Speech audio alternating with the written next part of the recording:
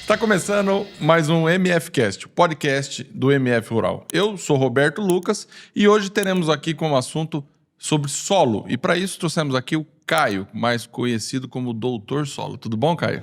Tudo bem, muito obrigado pelo convite. Estou muito feliz de estar aqui com vocês. Sempre acompanho nas redes sociais, apesar de não guardar nomes, eu sempre acompanho lá. E estou muito feliz mais uma vez. Obrigado pelo convite.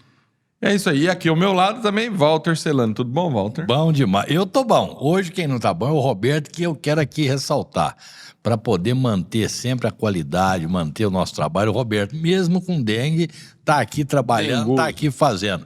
Mas é por causa de você que está em casa. Aliás, você que está em casa, que está assistindo a gente, não esquece nas redes sociais de curtir, de se inscrever, para dar mais força para o nosso programa, para a gente trazer cada vez mais programas interessantes como vai ser o de hoje. É isso. Bom, vamos lá. Caio, como é que foi o seu começo com essa paixão pelo solo em si no agronegócio?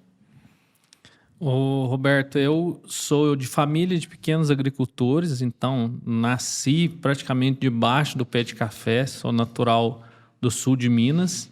Então, muito da minha história com o agro, ela é uma história que ela é de vivência. Então, sou criado na roça, grande parte da minha infância passei na roça.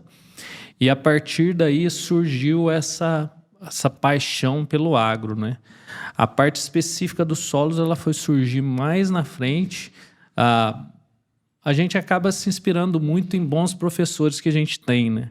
Eu tive bons professores da área de fertilidade de solo, nutrição de plantas, a partir daí que eu decidi seguir mais essa área de solos. Tá, mas você falou aí da sua infância, você já mexia com café, é isso? Seu pai tinha café? Isso, meu pai, antigamente ele trabalhava ele era vendedor de roupas, mas aí ele comprou um sítio e a minha mãe teve uma fazenda de herança do meu avô. Meu avô era um grande cafeicultor, mexia com gado também. Tem uma história interessante do meu avô, que quando foi fazer a represa de Furnas, eles contam que o meu avô saiu andando, ele ficou sabendo antes, ele saiu andando todas as fazendas na onde que ele sabia que a represa ia chegar, e ele chegou ofertando para comprar o gado do pessoal que muitas vezes não tinha outro lugar para colocar. Tá. Então ele pegou essa oportunidade e foi comprando esse gado nos locais na onde que a represa de Furnas ia inundar. E aí depois ele levava esse gado tudo a cavalo, na época tocando, né? Levava esse gado para a fazenda para depois ali fazer os negócios dele a partir dali. E a minha mãe conta que na época o meu avô carregava dinheiro em esse saco de estopa, saco de ráfia, que na época era tudo mais dinheiro em espécie, né? Carregava o dinheiro que era para pagar esse pessoal do gado. Então, meu avô mexia muito com gado e muito com café. Mas aí a família foi indo mais para o negócio de café.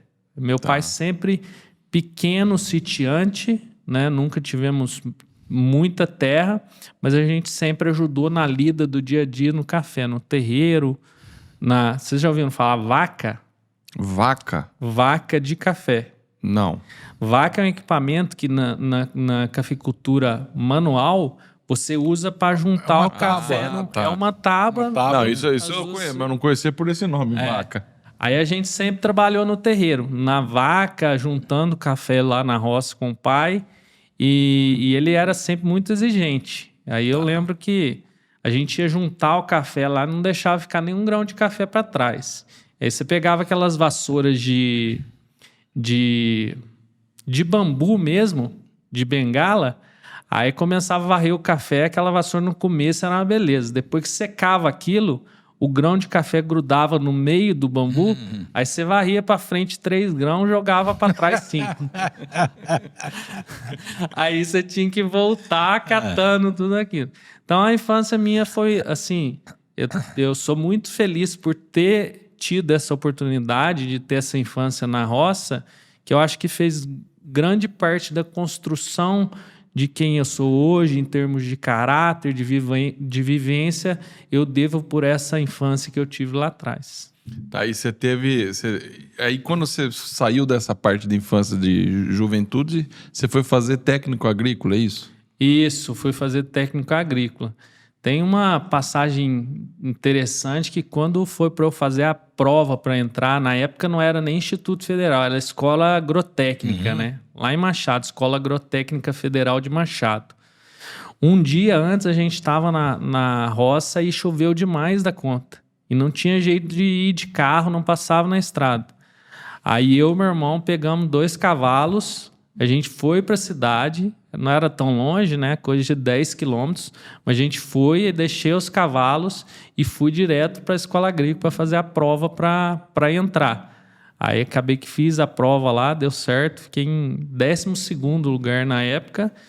E aí sim eu comecei essa trajetória acadêmica no agro, né? Então tudo partiu aí da escola agrícola, onde que eu fiz o técnico em agricultura e pecuária também.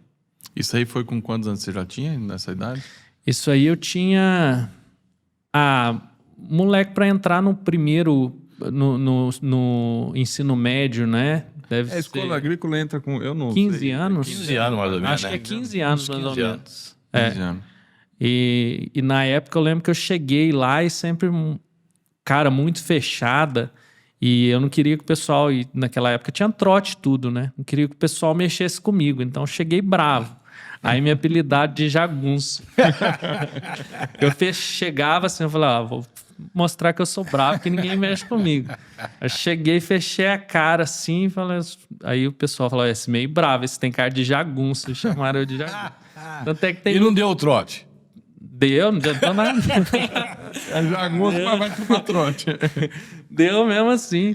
Aí, tanto é que tem gente até hoje, e um abraço para todo o pessoal que me conhece até hoje, da época de escola agrícola, eles me chamam até hoje de jagunço. Então, histórias aí que a gente vai colecionando. Interessante demais, não adiantou nada. Não adiantou nada.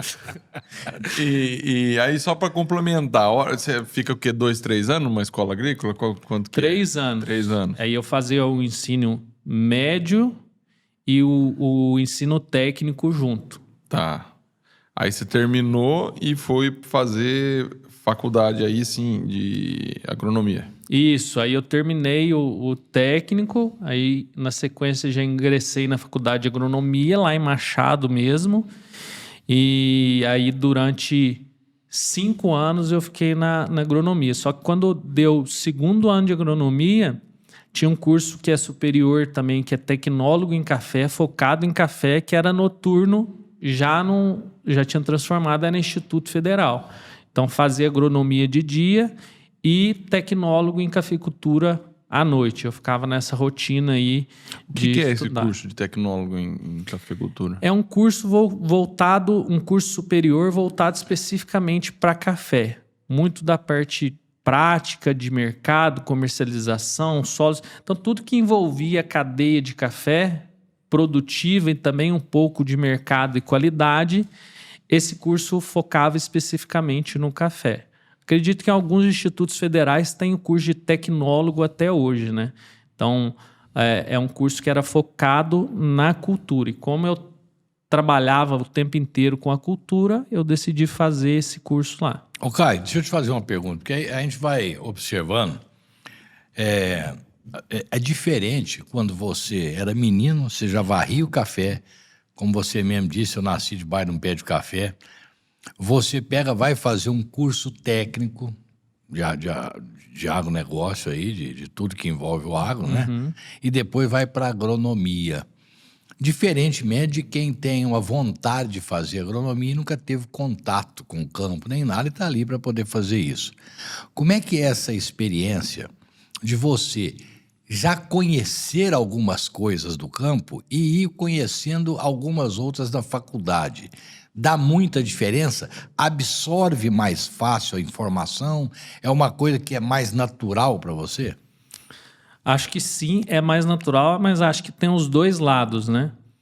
Quando você é moleque, quando você é criança, você é mais fácil você tirar os vícios e as coisas erradas que você vê na prática. Porque muitas vezes a prática do produtor, do agricultor, que ele é tradicionalista, que a cafeicultura é muito tradicionalista, tem muitas coisas que dá para melhorar.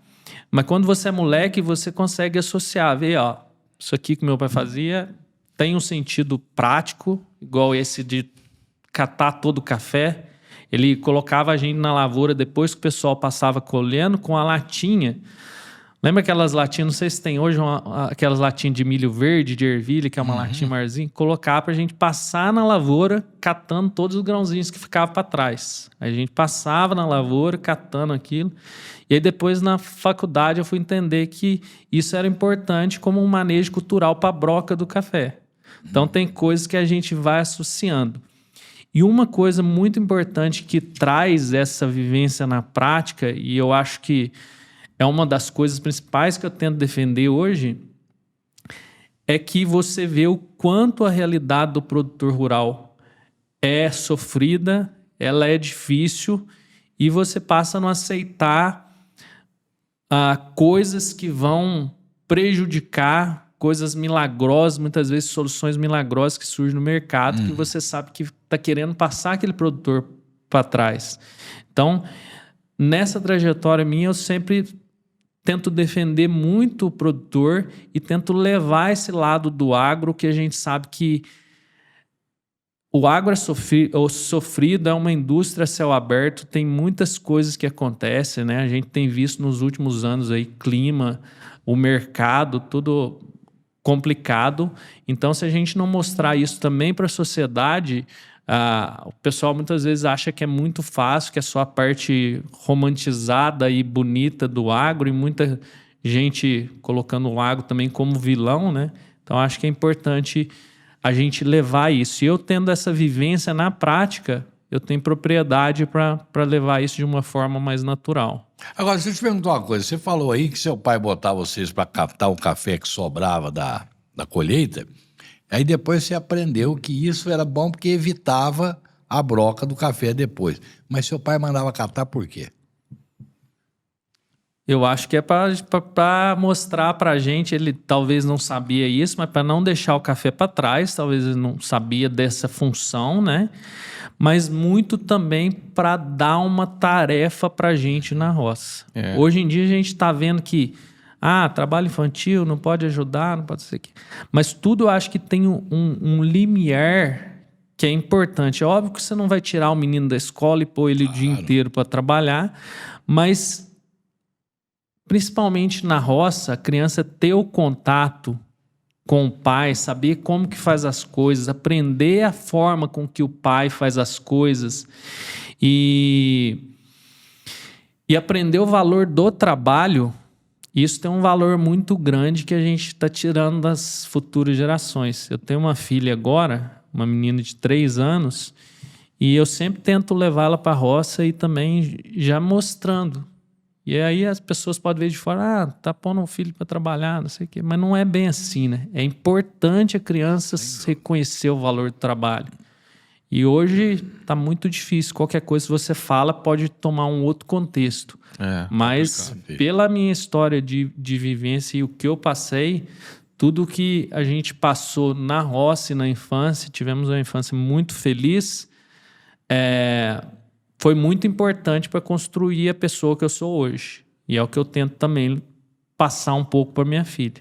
Isso que você está falando me lembrou quando eu também era criança, meu pai também era produtor de café, e às vezes no terreirão, tava lá já aqueles cafés, tudo, os mais vermelhinhos, os verdes, tudo. Ele pegava essas latinhas, ele dava pra gente, falava assim, cada latinha, eu não lembro quanto era, se era R$1, não lembro o que era de dinheiro, mas encheu uma latinha, tem tanto.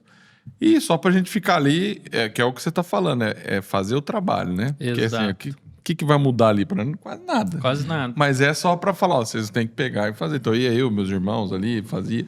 Às vezes até os amigos da rua, de casa, meu pai levava pro sítio e fazia isso. E pagava lá, não sei quanto que era, por latinha cheia. Que você tirasse os grãos verdes do meio dos vermelhos, entendeu? É interessante isso daí. E quando a gente vai olhando essa forma de ensinar, que a gente estava falando antes aqui fora do ar, né? É interessante como que a gente começa a dar valor, né? Exatamente. A gente fazia isso durante a safra e logo depois da colheita de café tem uma festa tradicional na minha cidade, que é a festa de São Benedito. E aí meu pai pegava e dava pra gente lá. Na época, não sei, R$10, R$20, mas na época pra gente era um dinheirão. E a gente pegava e ia pra festa de São Benedito e tinha esse dinheiro para gastar que era fruto do nosso trabalho. Ou seja, tava não era ensinando mesada, que não, você... Não tinha, nem existia mesada. Era o trabalho mesmo. Mesada. Podem trabalhar.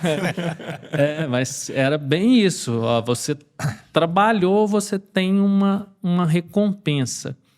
E algumas coisas que a gente passa também, que eu lembro que uma época, meu pai... Às vezes, quem é de fora do agro pode pensar assim, quem tem uma terra é muito rico e tem boas condições. Mas não, às vezes tem a terra ali, mas passa muito aperto, né? E uma vez meu pai passou por um aperto financeiro, e aí ele não tinha dinheiro para pagar energia elétrica. E nesse tempo, a gente ficou 8 meses sem energia elétrica, morando no escuro. Lamparina e lampião. Lamparina de óleo diesel, pegava uma latinha de massa de tomate, furava, colocava. Um pavio. E foram uns dos meses mais felizes da nossa vida. Porque a gente tinha contato uns com os outros, contato com a natureza. A gente deitava à noite num terreirão de café e ia ver estrela. Ia ver se passava algum OVNI, alguma coisa assim. Mas conversava. Hoje a gente está perdendo muito isso, né? Esse contato. E a vida, ela passa rápido demais se a gente não valorizar essas coisas, né? Igual a gente estava falando, que eu vim de a pé ali pro estúdio de vocês. A gente aprender a contemplar as coisas de Deus, né? Contemplar o belo. A gente está na correria tão grande na rotina de hoje, tudo tão apressado, que a gente para de olhar para essas coisas. Né? Você repara isso quando você está de carro dirigindo, você não olha, mas se você está de passageiro, você começa a olhar as coisas e reparar, né? E reparar. O tanto que é bonito ser esse Brasil grande do jeito que é, né? Tem um potencial enorme, né? E às vezes é mal compreendido, né, Caio? Com relação a isso aí, eu acho que eu fico muito triste da população hoje não conhecer a história e os verdadeiros heróis desse agro, né? Falando da parte de solos especificamente, se for ver para trás da década de 70, nosso cerrado não tinha nada. E a partir de algumas pessoas e algumas iniciativas, a gente passou a cultivar o cerrado e ser dos maiores produtores de diversas culturas nesse país, né? Lá atrás, com a criação da Embrapa, o Alisson Paulinelli, que faleceu no último ano, eles contrataram 1000 profissionais, mandaram para partes do mundo inteiro. Tive a felicidade de conviver muito com o Alfredão. Vocês já ouviram falar? Alfredo Chay Lopes, que era professor da UFLA. Esse cara rodou o cerrado inteiro de carro, coletando amostra de solo, colocou num navio, levou para os Estados Unidos. Lá eles começaram a estudar quais que eram as limitações químicas desses solos. E aí, obviamente, não só ele, mas um grupo de profissionais todos liderados pelo Alisson, é que descobriram que se fizesse a calagem, corrigisse a acidez desses solos, que são solos naturalmente muito velhos, muito temperizados, você podia tornar apto para o cultivo. Hoje a gente alimenta mais de 1 bilhão de pessoas pelo mundo. Muito fruto do que esses caras plantaram lá atrás. Fizeram lá atrás. O pioneirismo deles, né? E aí hoje em dia, se você vê, tanta gente conhece tanta coisa aí por aí que é rasa, mas a história do nosso país, o que nosso país é fundamentado no agro.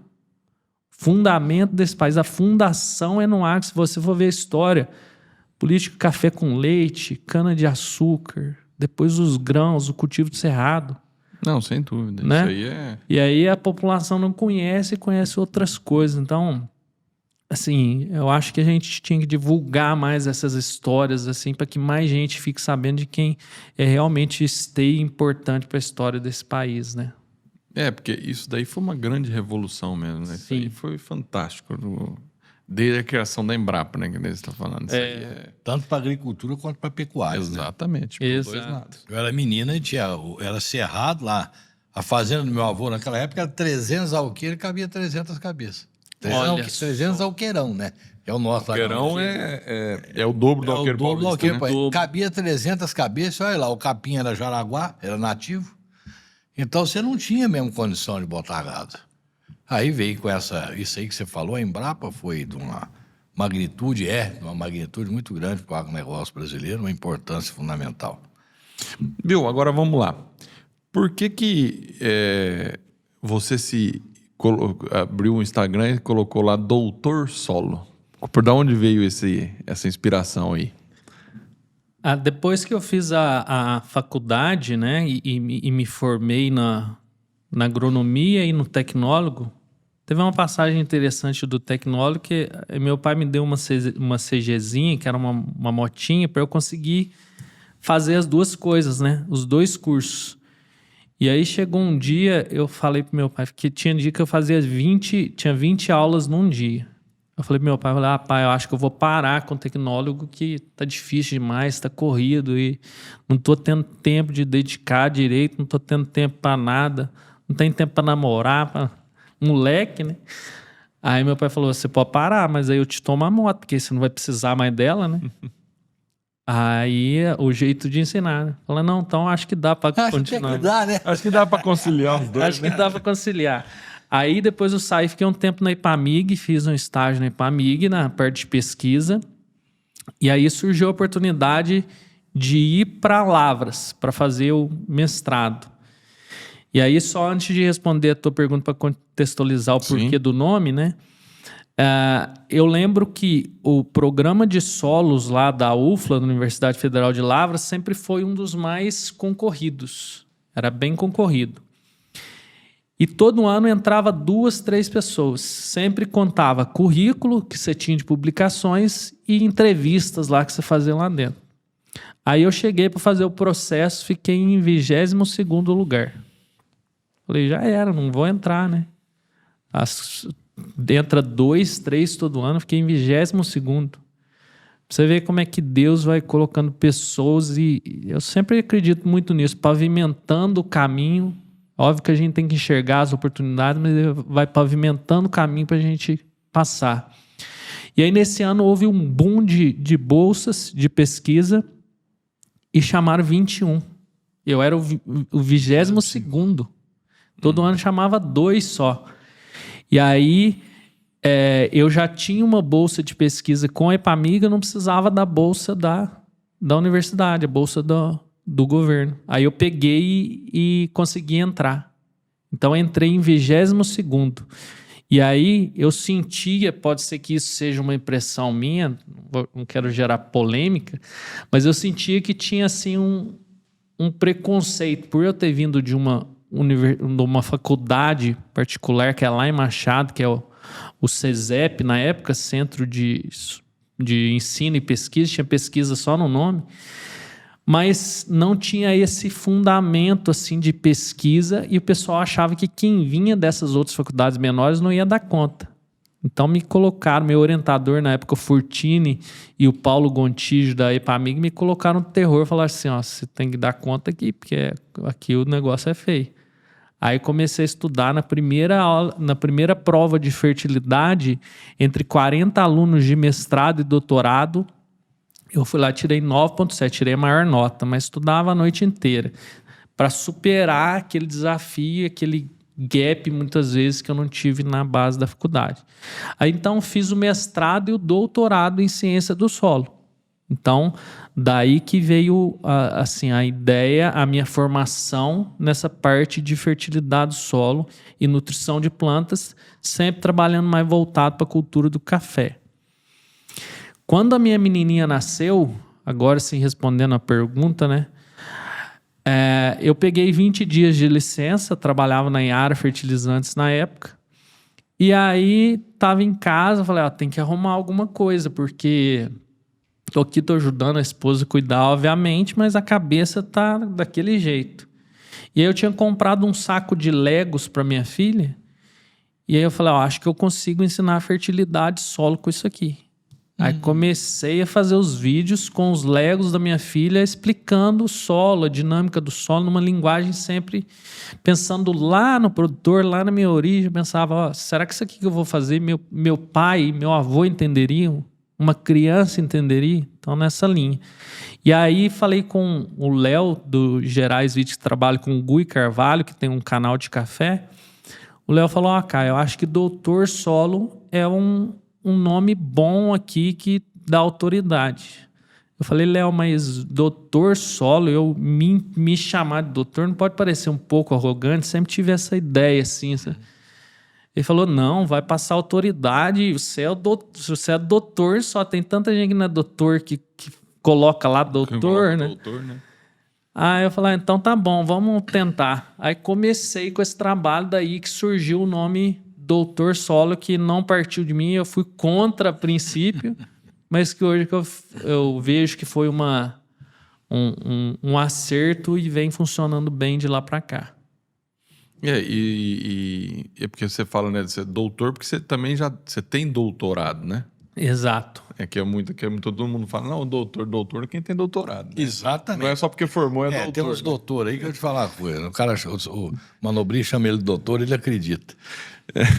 Eu vi nessa trajetória que de trabalho e tal, você deve ter já tido algumas situações, por exemplo, você faz consultoria de solo e tudo mais. Sim. Já chegou para você vendedor querendo vender coisas para produtor rural, assim, ludibriando o cara, e aí chegou para você, isso aqui eu recebi isso aqui é fato ou não? Chega isso daí para você? Chega, tá chegando com uma frequência grande. Muitas vezes produtores pequenos me mostram soluções milagrosas que muitas vezes uma pessoa sem embasamento técnico ou uma empresa que não é séria quer passar uma solução milagrosa ou alguma coisa que vai resolver um problema com um custo muito mais baixo. E aí hoje eu tenho a segurança, pensando lá no produtor rural, de mostrar essas soluções que elas não vão funcionar na prática. Então fica até uma dica para os produtores aqui que soluções muito fáceis, muitas vezes elas não são o melhor caminho, né? Então sempre a gente analisar. E eu tenho procurado também expor isso lá nas nossas redes sociais, pensando no lado do produtor. Teve um produtor lá das Matas de Minas, um produtor pequeno, que ele me mandou a análise, me mandou a foto, falou, Caio, tal empresa chegou aqui e me falou, se eu aplicar 5 litros desse produto aqui, vai substituir toda a adubação minha, NPK, micronutrientes. E eu fiz isso por 2 anos, olha a minha lavoura como que tá. A lavoura do cara praticamente morrendo. Porque não tinha a base, a nutrição adequada.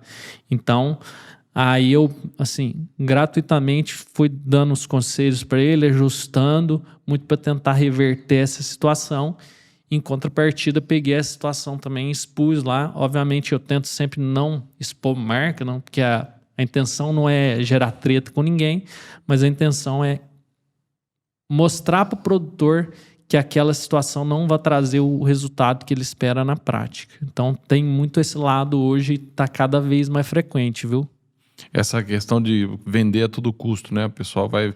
Porque às vezes o produtor, ele recebe um vendedor de uma empresa e o cara vende ideia para ele acaba comprando sem saber exatamente. O que me deixa mais intrigado com isso a gente viveu isso várias vezes, você, eu, a gente no campo. O que me deixa mais intrigado é que isso aí estoura sempre na mão do produtor rural, para não dizer partes piores, né? Na mão do produtor rural que estoura isso, ele que paga o prejuízo, e esse malandro que vem passar ele para trás O produtor rural nunca procura o direito dele de processar um cara desse para sumir isso do mercado. Exato. Porque enquanto tiver a facilidade desse cara fazer essas coisas, vai ter o malandro para poder se beneficiar, né? E esses malandros que você está falando, existe mesmo, e eles... É aquele negócio, o cara fica tentando, ele tenta com 100 pessoas no dia. Liga para um, liga para outro, tem isso, tem isso. Ele pega um, vendeu. Aí amanhã ele vai, mais 100 ele vai tentar. E vai pegando, né? Então, assim, Agora, essa parte de orientar, e aquele que a gente sempre fala, né? Procure orientação de alguém que tenha capacidade técnica, né? E que você conheça que realmente... Que é profissional, profissional na área, né? Não simplesmente um vendedor não, existe vendedor que não é profissional na área, mas que conta a verdade. Né? Sim, Exato. Mas sempre é bom o profissional, porque o profissional tem o conhecimento técnico para poder chegar e orientar, né?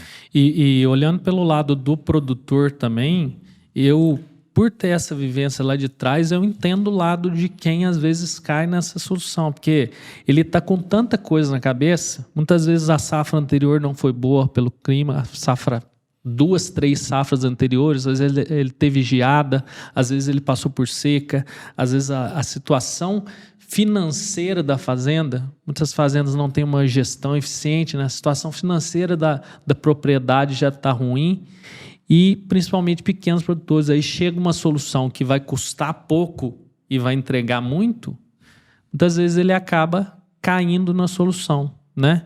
Caindo naquela conversa, naquela história.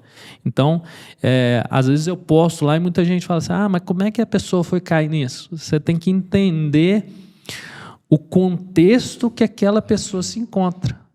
Você julgar com a sua cabeça a decisão da outra pessoa, você está incorrendo em erros sérios porque você não sabe o que ela está passando, você não sabe como é que está a família dela, você não sabe como é que está a situação da lavoura.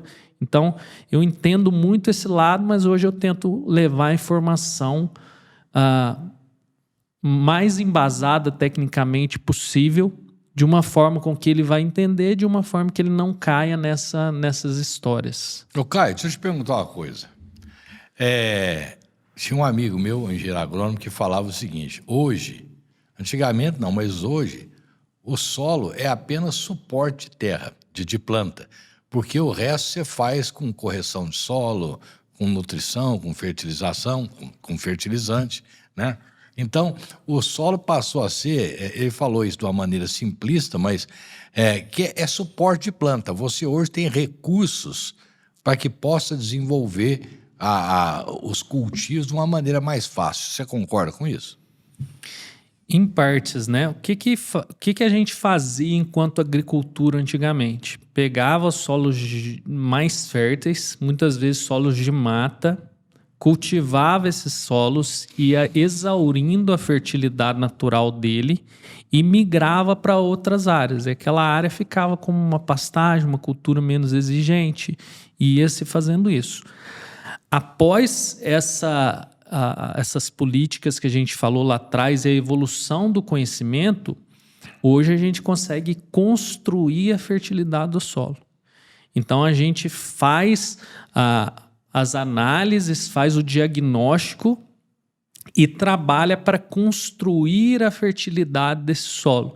Então hoje a gente tem um mérito muito grande enquanto agricultura, porque a partir do conhecimento que foi gerado lá atrás, a gente consegue manter uma área produtiva e aumentar a produtividade daquela área ao longo dos anos, se for manejado de forma correta.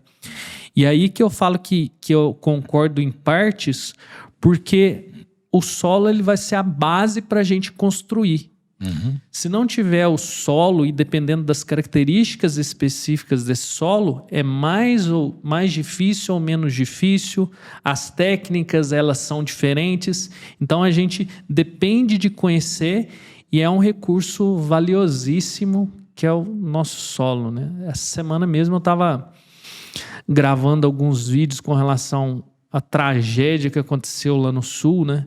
E a gente sabe que o recurso mais valioso que a gente tem são as pessoas, Mas uma coisa que está acontecendo lá também, que vai ser sentido a médio e longo prazo, é a perda de um outro recurso valioso, que são os solos. Eu andei vendo os vídeos lá, não sei se vocês acompanharam, mas de lavoura de soja, de lavoura de arroz, lavoura de milho, tudo sendo lavada, aquela parte, aquela construção de fertilidade que foi feita durante os anos, né? Parte mais superficial do solo, que é mais fértil, foi sendo lavada. Parecia um leito do rio, pura pedra, assim. Então, é triste, é um recurso que vai demandar tempo, vai demandar recurso para reconstruir, e é uma coisa que, por um evento climático, uma tragédia, está sendo perdido. Então, o solo é um recurso valiosíssimo, mas a gente tem que cuidar dele. Tem E que saber demora para manejar. recuperar nesse caso aí do Rio Grande do Sul? Quanto tempo você fala o solo voltar ao que ele era? Depende de cada situação. Então, o ideal é ter um diagnóstico in loco de cada situação, mas vamos colocar uma situação de que ocorreu uma erosão laminar, né? Ou seja, foi lavada a superfície desse solo. E só para o pessoal entender, o solo ele é dividido em camadas ou horizontes. Sempre as camadas superficiais, elas são mais férteis, elas têm maiores teores de matéria orgânica, e os nossos solos do Brasil, por serem solos velhos, muito intemperizados, a fertilidade natural do solo é baixa. Então, o nosso solo depende muito da fração orgânica para gerar carga, para disponibilizar nutrientes, para segurar a água. Então, a matéria orgânica é muito importante, e a camada superficial, para nós, aqui é muito mais importante para um solo de região de clima temperado, igual os Estados Unidos, por exemplo. E se lava essa camada, aí você tem que começar a reconstruir aquele horizonte, né? Com plantios ali para você ter uma formação de palhada, braquiário para você ir produzindo matéria orgânica em loco, para aí sim você conseguindo reconstruir essa fertilidade natural do solo. Então, tem que ver qual foi a situação específica de cada caso, mas tem caminhos, eles não são rápidos para voltar nos níveis que eram, eles não são rápidos e eles demandam conhecimento, que é base, e investimento também. Porque não é barato, né? Fazer voltar tudo isso não vai ser barato. Tá louco, rapaz. Aí eu mostro lá exemplo de análise de solo que mostra estratificado, né? O quanto de fósforo que a gente tem de 0 a 5, de 0 a 10, de 0 a 20. Grande parte da fertilidade ela está localizada na superfície. Agora, outra coisa que a gente tem que olhar também, né? E eu tô fazendo uns vídeos agora, como eu tô viajando muito pela empresa, tô fazendo uns vídeos que eu paro na beira da estrada e começo a gravar. E eu levantei um questionamento: o quanto a gente está preparado para essas situações de clima, né? A gente está vendo que o mesmo evento que causou as chuvas no sul trouxe uma seca, um déficit hídrico grande para a parte central do país. Milho safrinha mesmo, estava no Paraná semana passada, está tendo uma quebra grande.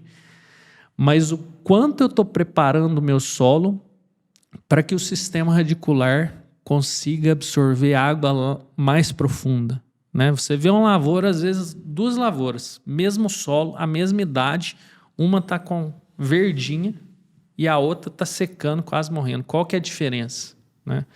Então, eu tenho mostrado essas técnicas, essas formas de você fornecer condições físicas e químicas para o sistema radicular aprofundar, para você conseguir não ficar tão vulnerável a essas situações de clima que estão cada vez mais frequentes. Mas, por exemplo, o quanto que ele aumenta essas técnicas, o quanto que ele consegue aumentar de centímetros abaixo para poder pegar mais água? Acho que é isso que você está falando, né? Sim. Descer para poder... Quanto que ele cresce comparativo com aquele que não usa um fertilizante para fazer isso? Perfeito.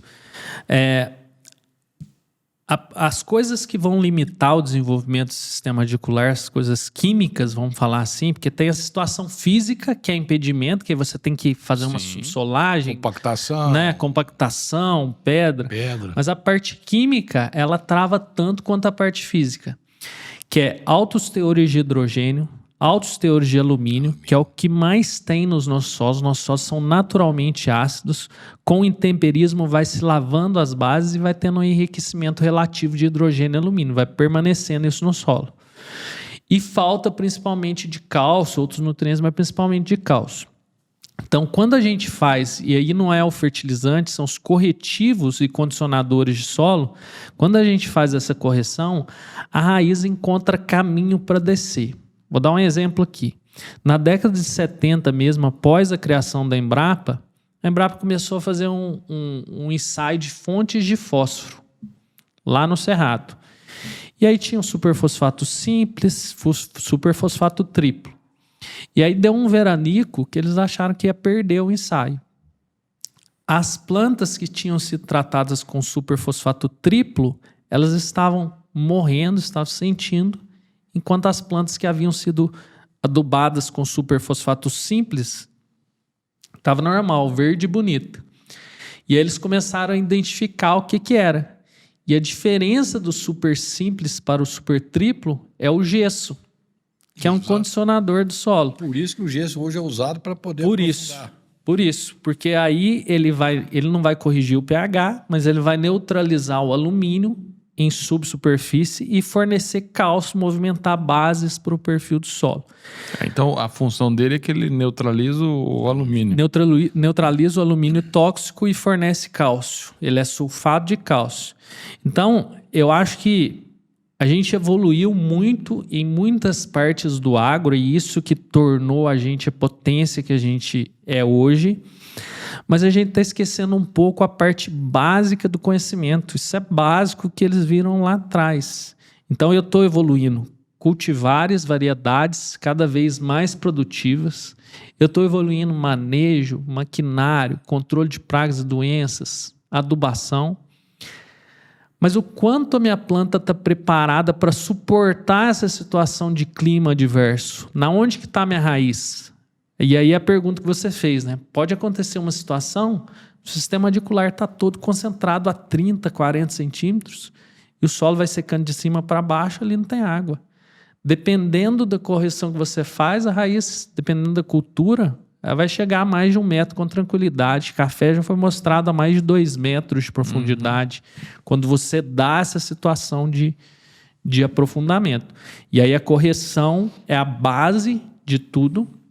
E aí depois vem a adubação, a nutrição, complementando esse manejo. Então, eu acho que assim, numa situação de clima normal, você pode ter boas produtividades com o seu sistema radicular superficial.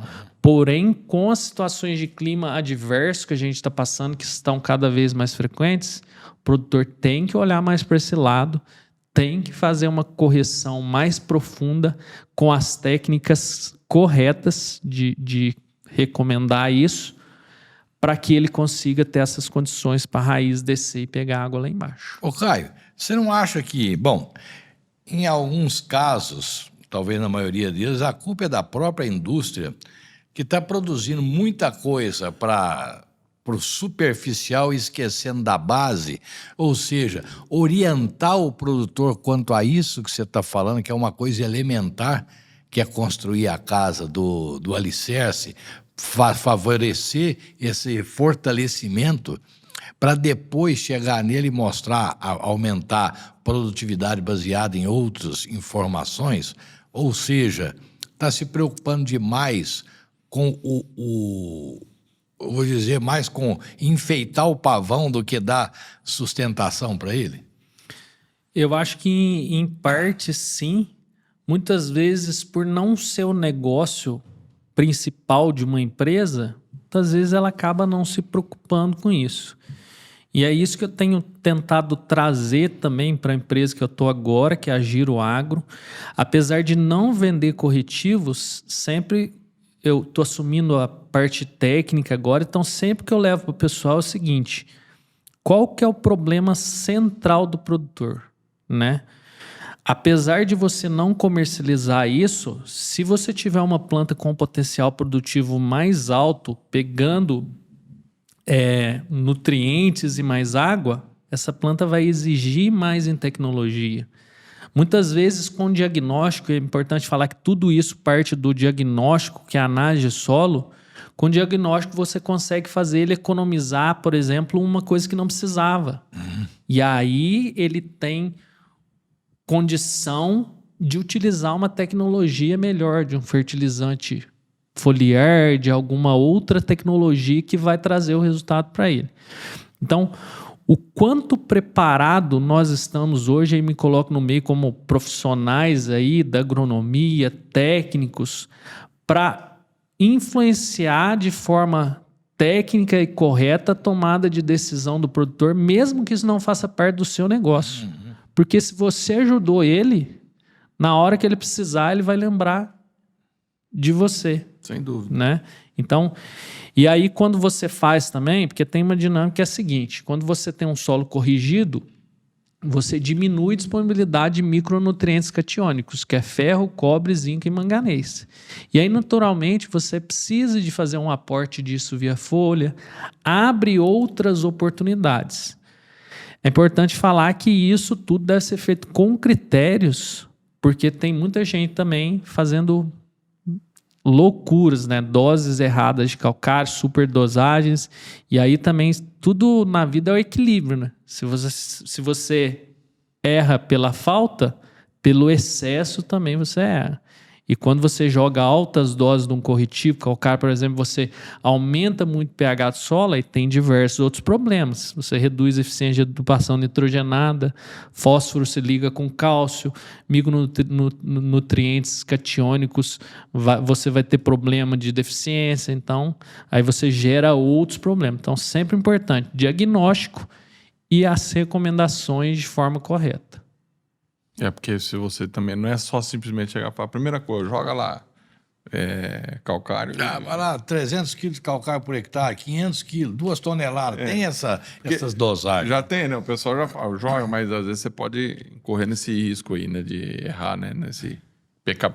Quando o solo é muito ácido, ele está sobrando alumínio, mas é hidrogênio também. Isso. E alcalino ele fica com o que mais? Alcalino ele fica com mais hidroxila, que é sempre o contraponto do hidrogênio, é hidroxila, que é o H-. Tá. E aí tem uma situação prática para falar disso aí, que o produtor mandou uma análise e o solo dele estava com pH 7,5. Muitos anos de manejo incorreto, calagem superficial, doses erradas, usava outras coisas também. E aí eu fui ver, tem um termo lá na análise de solo que se chama saturação por bases. O solo é como se fosse essa caneca aqui, né? Essa caneca, a totalidade dela são as cargas do solo, como se fosse um ímã. Então, o solo é capaz de reter nutrientes e elementos. A saturação por bases é quanto dessa caneca está ocupado pelas bases do meu solo, que é a coisa boa, que é cálcio, magnésio e potássio. Geralmente a gente vai trabalhar a saturação por base em torno de 60%, 70%, 80%, dependendo do tipo de solo. Esse caso, ele estava com 100% de saturação por base, ou seja, a caneca toda estava cheia de nutrientes, que é o que é bom. Então, quando você olha assim, se você não tiver experiência, você pode falar, nossa, que beleza. Que beleza, trabalho bom que você está fazendo, né? Tá tudo cheio, não tem nada de hidrogênio, nada. O solo está tudo cheio com o que é bom. Só que você vai ver a lavoura do cara tá morrendo. Porque tudo é o equilíbrio. Você precisa de um pouco de hidrogênio no solo, um pouco de acidez, para que ocorra dinâmicas dentro desse solo, de solubilização, para que os micro-organismos estejam no seu ambiente, consigam fazer suas funções.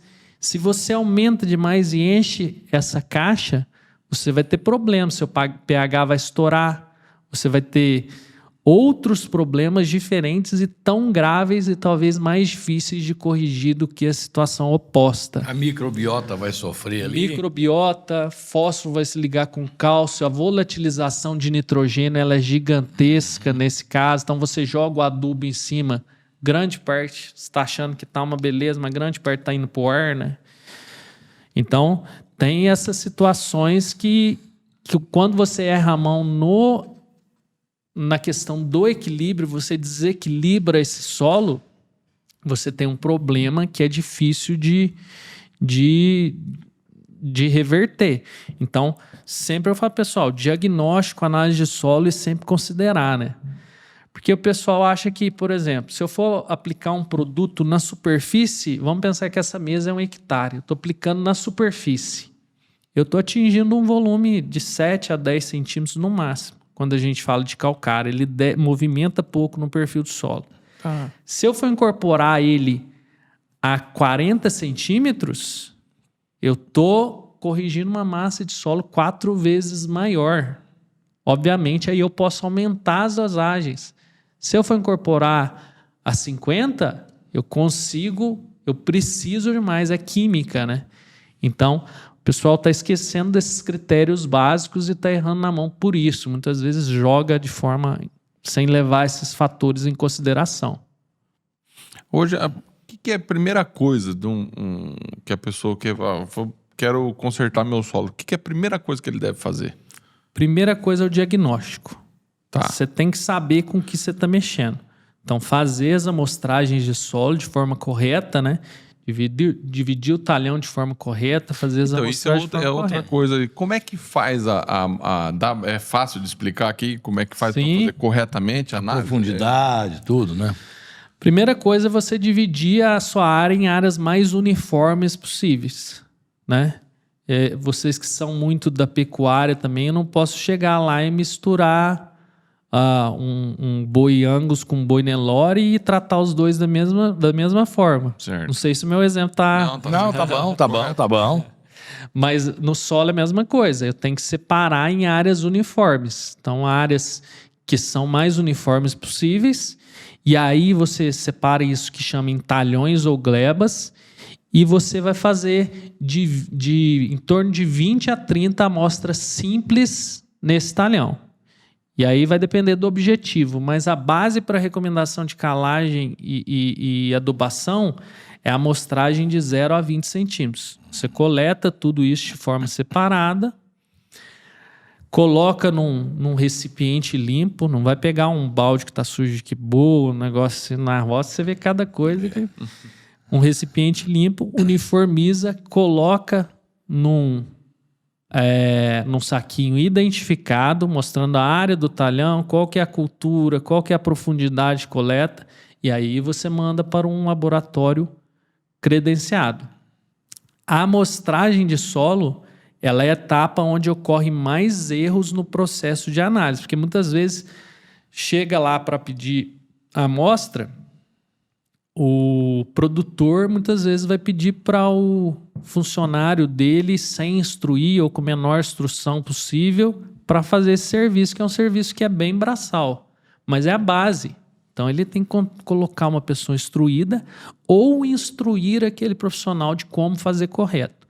E não adianta só instruir, tem que mostrar para ele a importância daquilo.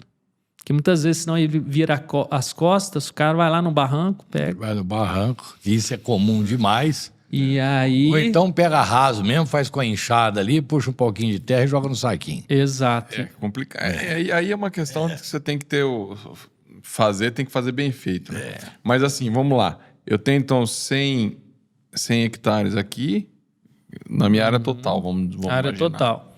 Aí eu divido essa área total ou eu posso pegar nela mesmo? O ideal é dividir em áreas mais uniformes. Geralmente o produtor conhece muito isso. Essa área aqui, vamos pensar em grãos. Essa área aqui produz menos soja todo ano, é uma área de baixada. Divide ela que tem alguma coisa específica lá, não é só clima não. Você vai ver o solo é diferente. Então, mas você divide, não precisa dividir exatamente no mesmo tamanho, é só dividir para saber. Isso, não precisa ser do mesmo tamanho. Tá. E geralmente elas não são mesmo, é dividindo de áreas mais uniformes possíveis. E quanto maior você tem uma área, mais erros você tem naquela área, porque tem muita desuniformidade. Então sempre dividir talhões, aí vai variar um pouco de cultura, mas dividir em talhões mais uniformes possíveis para que você consiga dar atenção adequada para aquele talhão. E cada talhão, 20 amostras mais ou menos. Isso, mais ou menos 20 amostras, que daí você vai tirar uma amostra composta, né? Você Misturar pega essas tudo 20, aquilo. mistura tudo e tira uma. E tira uma e aquilo que vai para o laboratório. E aí é a partir daquilo que o técnico, eu vou pegar a análise lá e vou ver tudo. Então sempre, eu costumo falar para o pessoal nos meus cursos, nas minhas palestras, sempre o produtor vai entender mais da área dele do que você. Então a gente tem a obrigação de conversar com o produtor para que ele ensine a gente como ajudar ele. Sim. Porque eu chego lá no produtor e falo assim, ó, onde você aduba? Como você aduba? Qual que é o histórico, né? Qual que é a produtividade nessas diferentes áreas? Como que você faz a amostragem? Porque a partir daí, a gente que é agrônomo tem meio que um papel de detetive, né? Uhum. A partir daí você vai juntando as peças para você fazer uma recomendação mais assertiva possível. Muitas vezes o vendedor, e aí não estou generalizando, tem ótimos profissionais no Brasil, um dos países que tem melhores profissionais da nossa área, mas chega no produtor vomitando a solução. Ah, você precisa fazer isso. Sem conversar, sem entender a necessidade, sem entender o problema do produtor. Então, eu até estava assistindo um episódio aqui ontem que você estava falando muito da necessidade da gente ouvir, né? A gente tem 2 orelhas e uma boca para ouvir mais e depois a gente estruturar e poder falar, passar a solução. Então, acho que tem muito esse lado assim que às vezes falta no profissional que respira. O mineirinho geralmente costuma... O pessoal fala até que eu sou meio devagar, eu vou ver meus vídeos, eu tenho que acelerar 1,5 para ficar mais...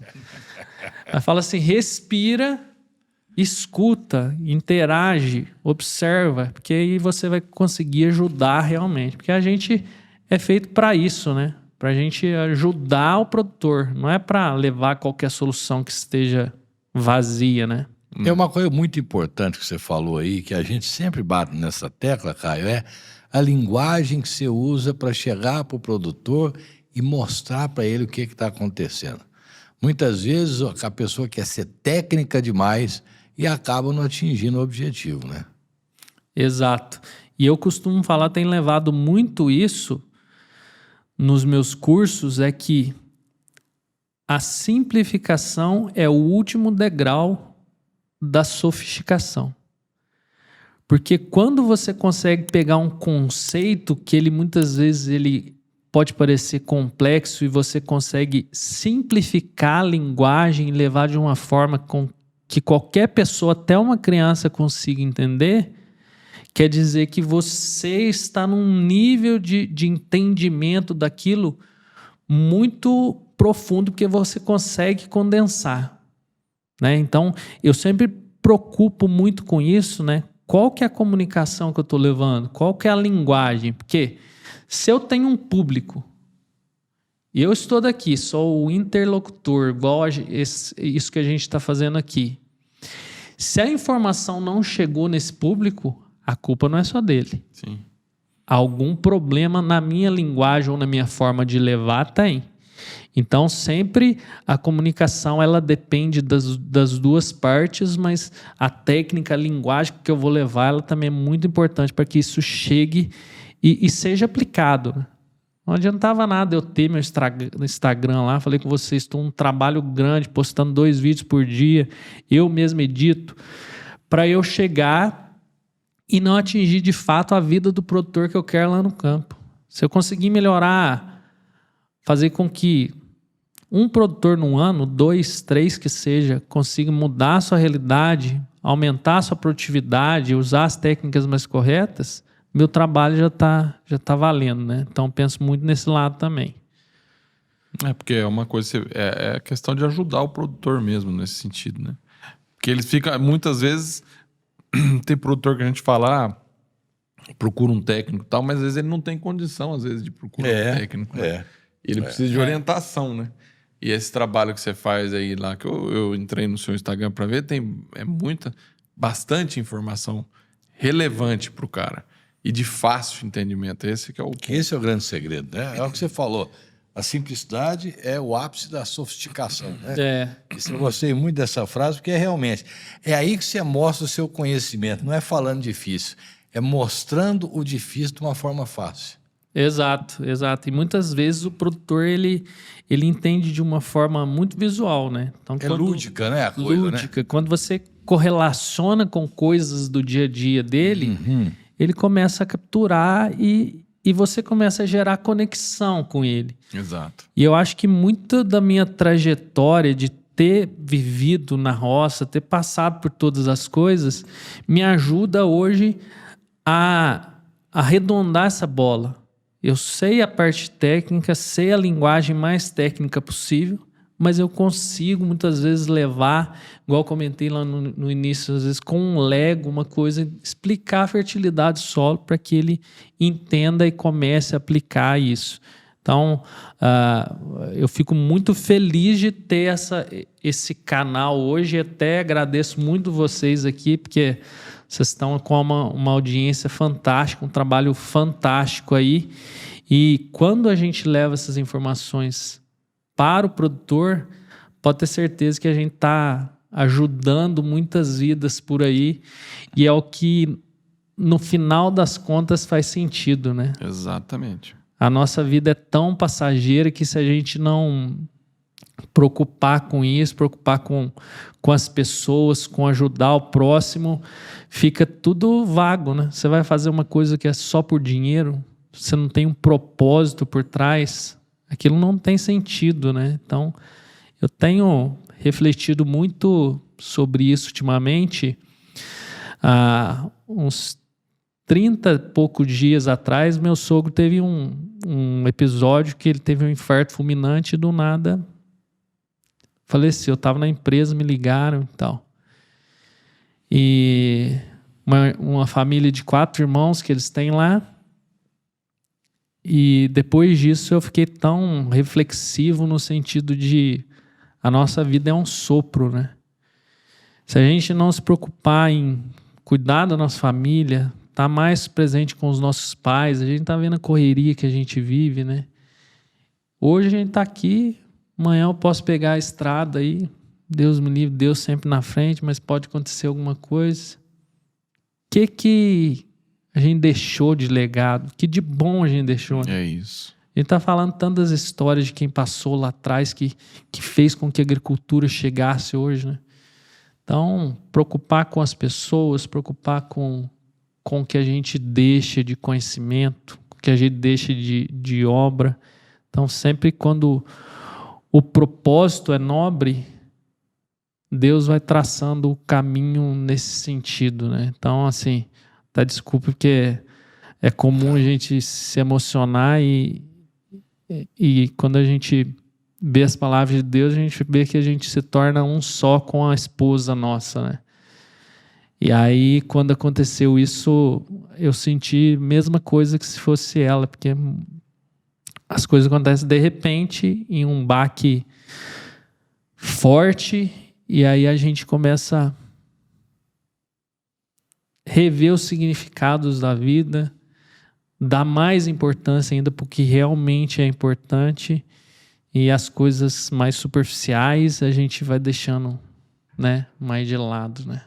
E você acha que essa parte que você está falando aí de família e Deus e tal, você acha que isso vem muito desse sentimento seu, da sua criação, porque eu vejo isso muito no pessoal do agro em si, que tem muito disso, né?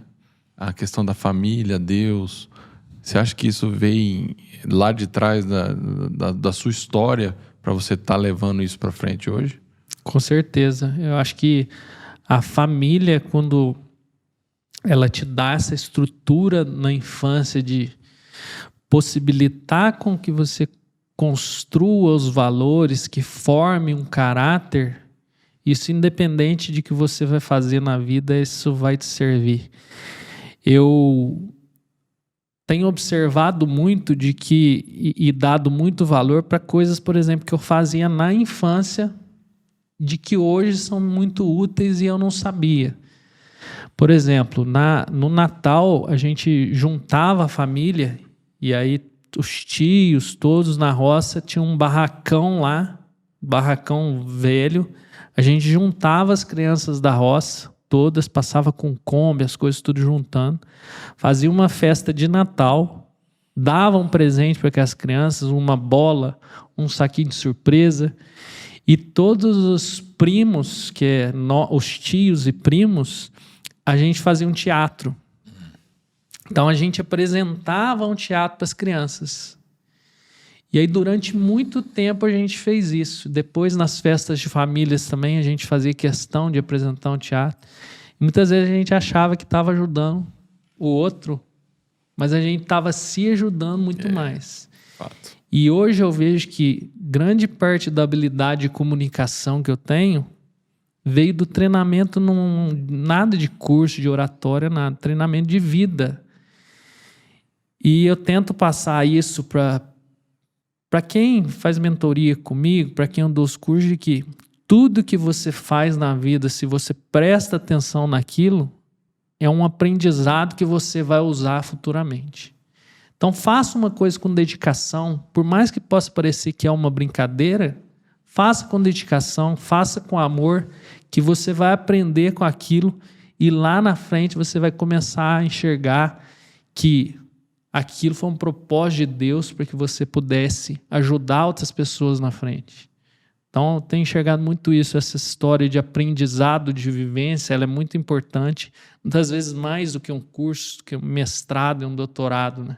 A base, o alicerce está nisso. Ô Caio, nós falamos de solo, falamos do suporte do solo, do fertilizante, do lado profissional, mas uma coisa que não pode faltar também na lavoura, no pasto, é fé.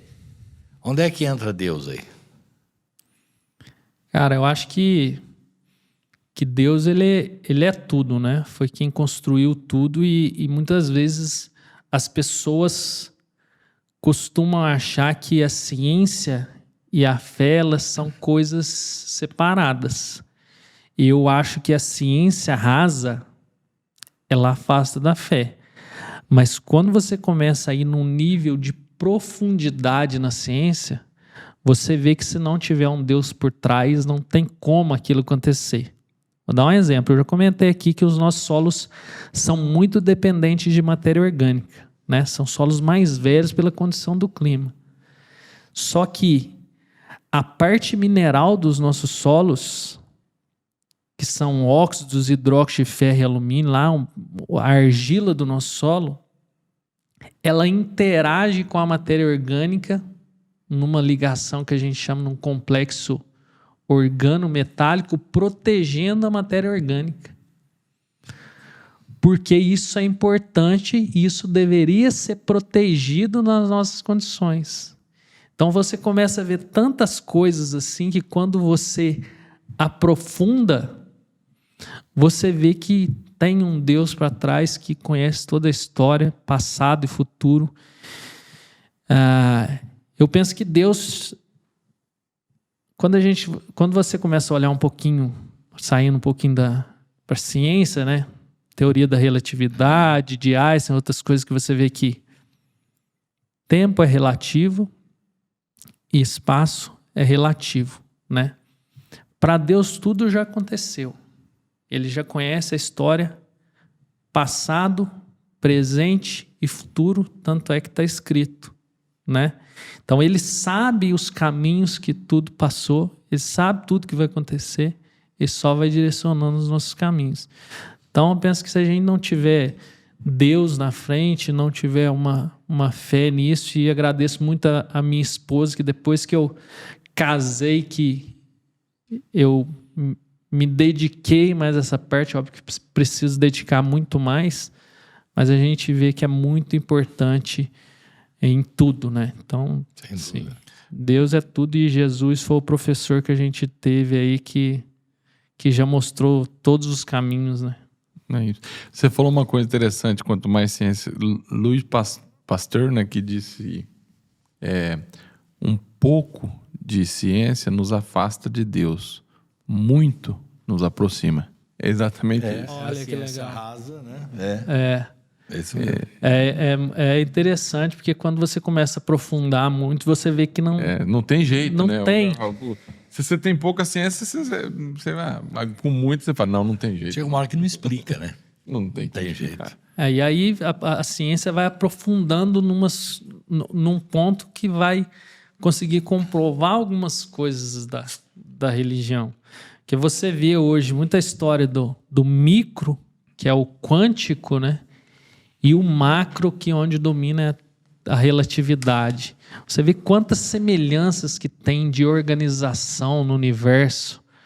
O universo é matemático. Você começa a ver as distâncias entre os planetas, tudo que acontece é muito organizado, muita organização no meio do caos, sem ter alguém com a mão ali para ter feito isso. Então, assim, eu Na acredito realidade, muito... o caos nem existe, né? O caos nem existe. O que falta é compreensão para entender isso, né? É verdade. Eu vi um cara falando, se a Terra tivesse 1% mais próxima do Sol, ela teria sido queimada, 1% mais distante ia ser gelado. Quer dizer, é tudo muito preciso, né? Muito. O arquiteto foi bom. O arquiteto foi bom. Muito bom. Quando a gente fala dessa questão do solo, a gente sempre vê muito falando de agricultura. E o solo para pecuária? Por que não se fala tanto para melhorar solo para pecuária igual se fala de solo para agricultura? Sendo que o pecuarista que eu costumo falar é um agricultor de pasto, né? Então, por que não se fala tanto nisso? Ou deveria ser, né? Ou deveria Cara, ser. você tocou num ponto assim que eu acho que é uma próxima fronteira para a gente romper, ponto importantíssimo e que pode mais uma vez mudar os rumos da agricultura nesse país. Esse cara que eu falei mesmo também faleceu, o Alfredo Chay Lopes, ele falava muito isso, que assim, a gente tem uma área gigantesca de pastagens no país e quase metade dela pastagem com algum nível de degradação. Se a gente cuidasse desses solos e cuidasse dessa pastagem, a gente conseguiria elevar ainda muito mais a nossa produtividade, né, nesses solos, conseguiria mostrar ainda mais do que a gente já mostra, porque o Brasil ele é pioneirismo hoje em agricultura regenerativa, em preocupação ambiental, ao contrário de que a mídia mostra, mas a gente conseguiria colocar um selo verde ambiental gigantesco, falando que isso aqui foi produzido em áreas de pastagem degradada e não derrubou nada. E realmente é uma coisa que deveria se fazer melhor. Tá?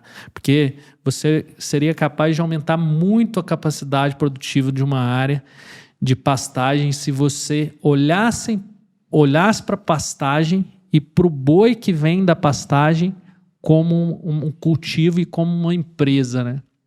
Então esse é um ponto que até por minha parte, que sou mais do agro, acabo deixando de falar um pouco, mas que me proponho a falar mais a partir desse insight seu, que com certeza é importantíssimo que a gente passe a fazer isso.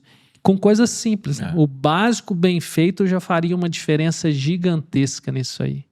O pessoal fala assim, não dá... fala de usar fertilizante, não sei o que, em pasto, mas não fecha a conta. Todo mundo fala... Eu, sinceramente, não sei. Eu, sinceramente, não sei. Mas vamos pensar... Eu, sinceramente, não sei. Eu não sou um grande estudioso disso. Mas é simples. Isso é muito fácil de você ver, por exemplo, é mais fácil de você detectar no gado de leite. Porque o gado de leite, como é um gado menor, você faz... Quando você pega... Divide a área em piquetes. Você já diminui acamamento, você diminui compactação de solo e você pode adubar mais fácil. Você aumenta, e ela é instantânea praticamente. Você aumenta a produtividade do capim, você aumenta a capacidade de suporte e aumenta a produtividade do gado de leite. é muito sintomático. Quando você pega, põe ali, é na hora que você aumenta. Então, funciona. Agora, você sabe de uma coisa que eu acho? Que, muito embora não seja uma função direta, o produtor rural vai no banco pegar dinheiro emprestado para fazer a coisa dele. Se o banco tivesse realmente profissionais que fossem orientar o produtor, falavam foi o seguinte: o banco vai liberar um dinheiro para você fazer uma melhora nas pastagens, diminuição de área degradada, para você aumentar a produtividade. Aí você está ajudando o cara. Agora, dar o dinheiro para ele comprar bezerro para poder engordar numa área ruim, ele está só dando um revólver para dar um tiro na cabeça. Exato. Não é bem assim também, né? Porque senão se você... Porque quando você orienta... Mas aí você tá dizendo... Vou dar revólver na mão do macaco. Não, mas aí você tá dizendo que que assim, tem cara que pega o dinheiro para comprar, mas tem tudo em ordem, o pastagem. Você tá dizendo num ponto onde o cara não tem as coisas. Exato. É porque é o seguinte, a gente tem que evoluir também. Porque se ele comprar e engordar e confinar, não tem nada a ver com pasta. Não, no fim, aí nós estamos falando de confinamento, que é a minoria. A maioria nossa é pasto. Sim. Isso é que é o problema. E vai aumentando a área de lavoura, então você vai diminuindo a produção de gado. Você diminui. Mas se você aumenta a capacidade do suporte do que nós temos em área degradada, você aumenta a produção. Eu acho que a área degradada não tem nem o que ver, né? Tem que fazer. Agora, é muito caro para ele fazer. Essa é a conta. Ele faz assim, porque você fala assim, é fácil. Quanto custa hoje para você fazer uma área? Não é fácil. Você formar a pastagem é caro, quase pau por hectare. Você tá falando, igual você deu o exemplo da vaca, você faz rotacionado, beleza, isso aí é tranquilo. Eu tô falando é pegar uma área que não tá ferrada e você gastar nela para depois colocar. Você tem que ter capital. Exato. E muito. Você tem que ter capital e orientação de como usar esse capital da maneira mais efetiva possível. É o que falta. A gente tem... a mesma coisa que o Caio falou. É o cara que vai lá e vende para ele um produto que aumenta em 25% a produção do seu negócio só fazendo cobertura foliar. E a gente sabe que é mentira. Então, esses desfavores também vêm do mercado financeiro. Eu acho que o mercado financeiro teria que ser responsável. A gente já viu muitos bancos aí falando, eu tenho agrônomo, eu tenho veterinário e tal... Mas, na verdade, falta muitas vezes muito. o cara atende... Eu concordo em partes, viu, Walter? Porque assim, se o cara tá... O banco, a função dele é dar o dinheiro. Mas aí que tá o detalhe. Mas ele não tem essa função. No Brasil, em outros países... Mas acho que deveria direcionar. Em outros países... Pelo menos orientar. Então, no mínimo orientar. Aí é o ponto onde tem vários bancos que tem vários agrônomos aí. Mas falta. Tem países, aqui eu não vou citar o nome, porque eu nem gosto do país, mas tem países que é o seguinte... O cara, para poder comprar uma terra, se ele não for já proprietário de terra, ele quer comprar uma terra, fala, você tem uma capacitação dentro dessa área para poder... Aí o banco vai te emprestar o dinheiro para comprar. Se você não tiver capacitação na área, o banco nem empresta. Por quê? Porque sabe que você não vai ser competente para aquilo. E a cada 2 anos você tem que mostrar para o banco que você faz curso de atualização, tudo, para justificar isso. Então, aqui não. É a maior segurança do banco também que vai receber, né? Exatamente. Porque você falou tudo, porque muitas vezes o banco vai lá e vai tomar a fazenda do cara. Aí vai ter que fazer leilão, o capital vai ficar imobilizado por mais tempo, tal. É muito mais fácil que o produtor consiga pagar ele. Porque tem dois tipos de dinheiro aí, né?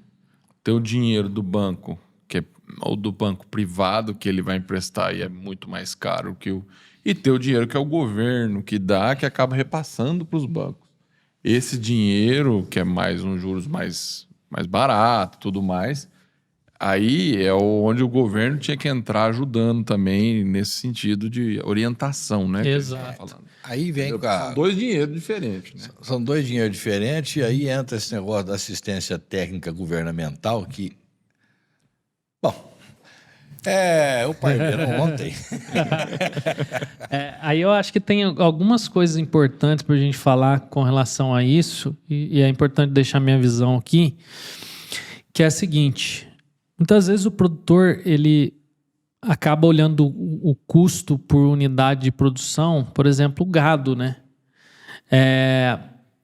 Pode ficar mais caro, mas quanto de cabeças a mais que ele vai conseguir colocar nessa área. Perfeito. Esse é um ponto.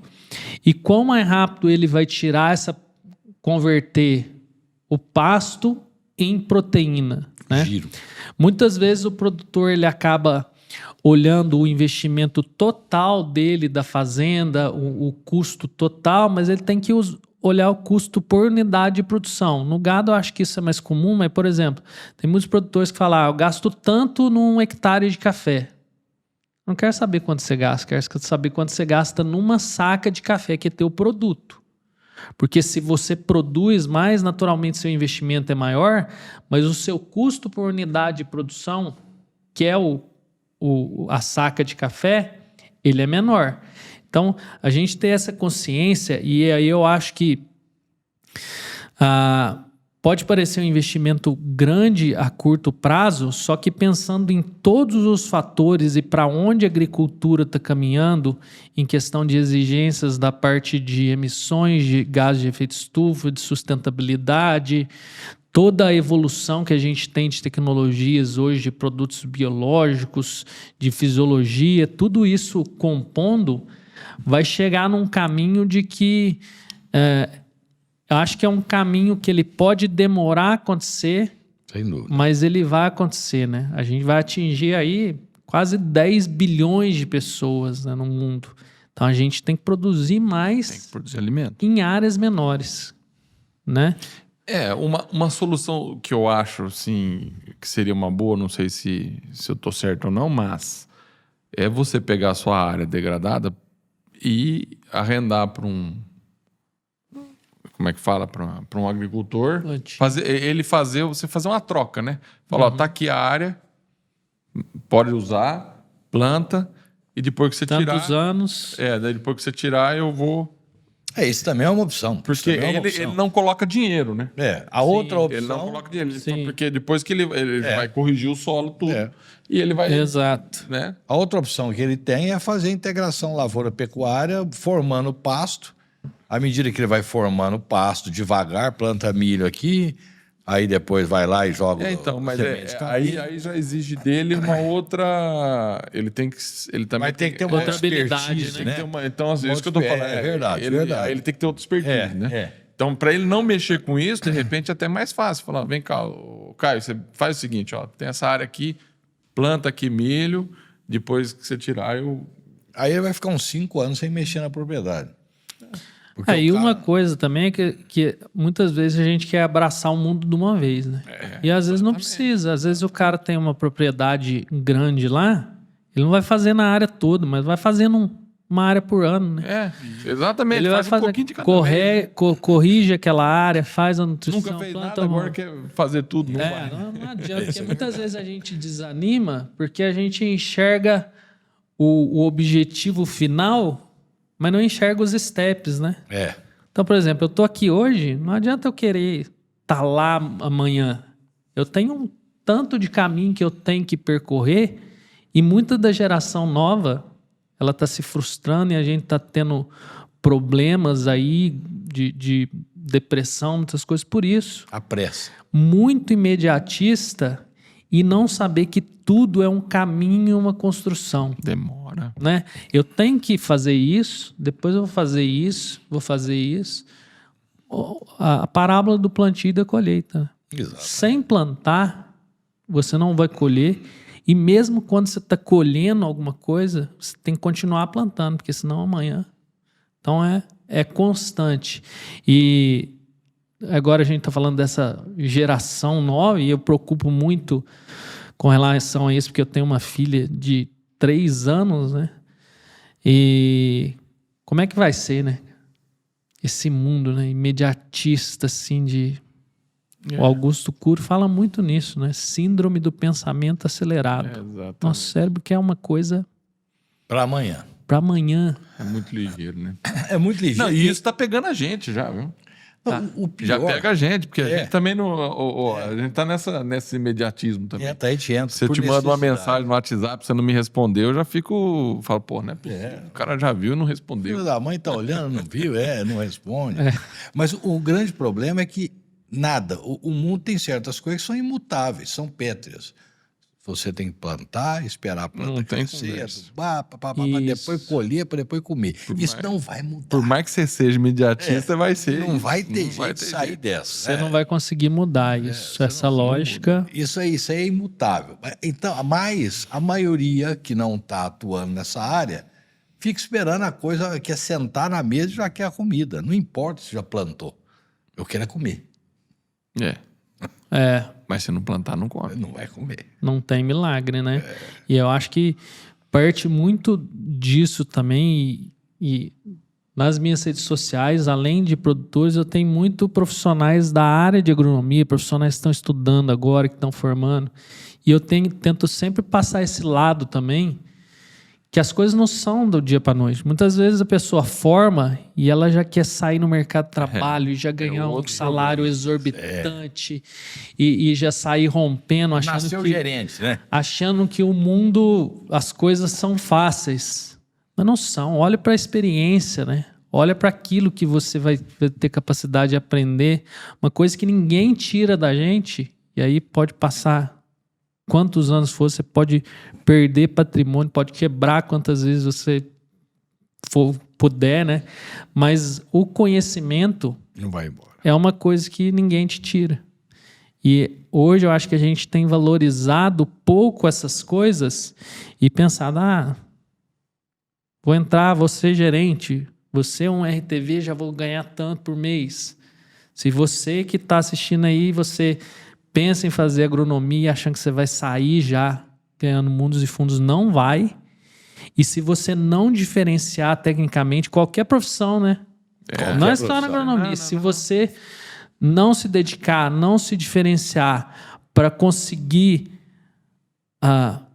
vender valor, trazer valor, resolver problemas, trazer soluções para o teu público final, para o teu cliente final, a chance de você se frustrar ela é grande, né? Então é importante a gente passar esse lado real da coisa, porque as pessoas também começam a se preocupar um pouquinho, né? E ver que faculdade não é só festa, que a lida também na profissão, no dia a dia, você tem que ter capacidade de aprender a prática do dia a dia também. Sim. Porque senão a chance de você ser um profissional estagnado que leva pouca solução e pouco valor para o mundo afora aí, ela é grande, né? E às vezes o cara tem até um talento a mais do que o outro, né? Mas ele tem que trabalhar. Tem que trabalhar duro. O talento não supera... Não, o trabalho duro sempre vence do talento, quando o talento não trabalha duro. Exato. Exatamente isso. Não tem outro caminho. E eu tava vendo esses dias, por acaso, o Fenômeno Ronaldo falando. Ele falou, o pessoal fala, tá? Mas eu me dediquei muito. Ele fala que ele se dedicou demais, fazia muito esforço e tudo mais. Ele falou, eu tinha o meu talento, óbvio. Mas se eu não tivesse trabalhado duro, eu não adianta. Não tinha feito. Dura pouco. O talento ele vai sozinho até certa hora, depois não vai mais. Que acaba, né? Essa geração que você falou muito bem, que é uma coisa que eu acho fundamental, principalmente para nós que somos profissionais da área, que já atuamos ou ainda atuam, você que está atuando aí na área, preocupe-se em trazer soluções. Problema todo mundo sabe que tem e é fácil de achar. Quando você entra numa propriedade, a coisa mais fácil do mundo é você achar defeito. Resolver o problema dos outros é o mais fácil. E botar defeito nas coisas dos outros é bom demais. Bom demais. Né? Resolver os nossos que é difícil. Agora, acha a solução para o seu produtor. Acha a solução, que é isso que ele está precisando. De problema ele já tem bastante. Uma coisa também que me veio aqui agora que é importante também, eu passei por uma transição de carreira agora recentemente, fiquei 5 anos na Yara Fertilizantes e agora vim para a Giro assumir um outro desafio, né?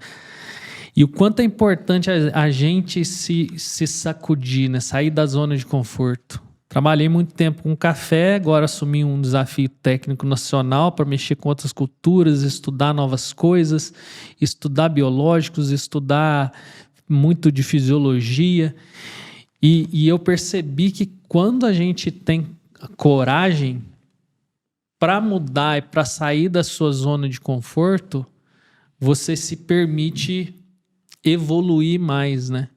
Eu sempre tive na minha cabeça que para conseguir qualquer coisa tem que ter coragem para começar. Sempre às vezes dá um frio na barriga, dá um gelo e é comum de dar, mas vai com medo mesmo, né? Sentir o medo, vai com medo. Porque quando você se permite sair da sua zona de conforto, pode ser que você frustre, mas você se permite ou você precisa adquirir novas habilidades, novas coisas, novos conhecimentos para você cumprir aquilo que você se propôs fazer. Aí você evolui. Quando a gente fica muito numa zona de conforto muito tempo, é normal que a gente se mantenha, né, numa estabilidade, mas pode ter certeza que o profissional do teu lado, pode ser que ele está, né? E aí você fica acomodado. Então, se permita aí sair da zona de conforto para que você consiga aí evoluir, né? Você sabe falar uma coisa que interessante? Você falou que você era só mexer com café, agora tá vendo outras culturas, né? Eu vi esses dias um vídeo, nem sei se eu concordo, não parei para pensar nisso. Gostei dela. Mas nem sei se eu concordo. Porque o cara disse assim, eu nem sei quem foi, nem sei, às vezes pode até ter sido você. Eu não sei. Eu não sei quem foi. Mas falou assim, eu imagino que daqui 20 a 30 anos, café vai ser um negócio só para rico, porque café não vai ser todo mundo que vai produzir, vai diminuir demais e vai ser um negócio, como é que fala? Bem nichado. De luxo. Porque ele falou assim, em 10 alqueires de soja, um cara vai lá com o trator toma conta. Café não, ele precisa de não sei quantos funcionários, depois na colheita mais não sei quantos, e mão de obra não vai ter para isso lá no futuro. Mas ao mesmo tempo também tem colheita, a colheita dele. Tem outros seus de café, né? Então, assim, mas é uma coisa que. Não foi eu e discordo fortemente. Então, pronto. Porque, assim, tudo tem seu valor, né? E a gente hoje tem uma cafeicultura de montanha, cerca de 40% da área do Brasil vai ser cafeicultura de montanha, que aí sim o manejo é mais dependente de mão de obra. Esse é um gargalo grande, mas que a gente já está buscando soluções para melhorar isso. O produtor de montanha ele já está se diferenciando muito para qualidade, para um produto diferenciado. O Brasil é o maior produtor exportador de café no mundo. Essa cultura tem uma importância histórica para o nosso país gigantesca, né? A história do país se entrelaça à história do café. E a gente tem as regiões mecanizadas, né? Então, muita região, Cerrado Mineiro, Alta Mogiana, Bahia. Então, a gente tem muita região que é mecanizada, que já é um tipo diferente, mais tecnificado do cultivo. E o cara lá da montanha, que ele é tradicionalista do café, o que ele vai fazer se ele não plantar o café, né? Qualquer outra solução. Então é muito fácil a gente apontar um futuro que vai ser assim, vai ser aquilo lá, mas a vida, e aí que é a diferença de você ter vivido, né? A vida e a experiência de quem está ali, que depende daquele cultivo, por mais sofrido que seja, ela está entrelaçada naquilo. E muitas vezes aquilo é o que a pessoa sabe fazer, a família sabe fazer. Agora, um problema é como a gente está trabalhando a sucessão nessas pequenas propriedades, né? A sucessão das famílias, mas quem mexe com café, e aí eu gosto de falar isso, que é uma cultura que traz uma relação diferente do agricultor do que outras culturas, como grãos, por exemplo. É uma relação que chega a ser afetiva, porque por ser uma cultura perene, de muito relacionamento, que você chega, você fala, vamos tomar qualquer fazenda, você chegar em Minas, qualquer roça pequena, qualquer lado, vamos tomar um cafezinho, chega lá, você toma um café. Então tem muito... Mas não é um café tão ruim que nem esse que você tomou hoje aqui, que o Thiago fez, né? Esse não estava tão ruim perto do outro lá que eu comentei, mas tem potencial para melhorar. Potencial. O Thiago pode ficar melhor. Já vou deixar o gancho. Aí é que eu gostei. Tá vendo como é que o Caio foi...